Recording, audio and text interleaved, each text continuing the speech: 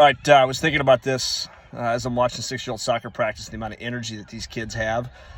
And I was thinking about like the energy that people bring to an office or a workplace or to a job from the standpoint of their attitude and their energy and their effort that they show up with daily. And that energy, attitude, and effort can either be positive or it can be negative. And ultimately, at the end of the day, it's a choice.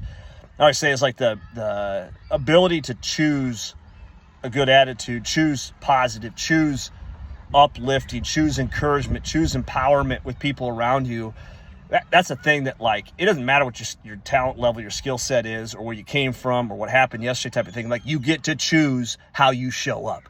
And at the end of the day, like, the people that are most valuable, the people ultimately at the end of the day that, like, win long term, not just short term, but long term, are the people who choose to show up with a good freaking attitude and choose to show up with some effort and choose to show up with energy that contributes to the rest of the group on there.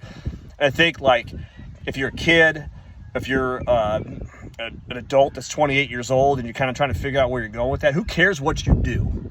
Who cares what your career is? Like, if you choose to show up with a good attitude and an effort every single day that, like, outdoes the expectation. In other words, like, you may have a crappy job per se on paper, but if you're the dude that shows up with an attitude of kicking butt every single freaking day and you make the people around you better by the fact that you contribute to the energy, not suck it out of people, you're going to be the dude that keeps progressing. You're going to be the one that gets the promotion. You're going to be the one that ultimately sticks out above and beyond anybody else that's going to get the job that everybody else wants. It may not happen tomorrow. It may not happen next week. It may not happen next year. But if you keep doing it, you keep showing up, you got the discipline to show up with that attitude every single freaking day, guess what? You win.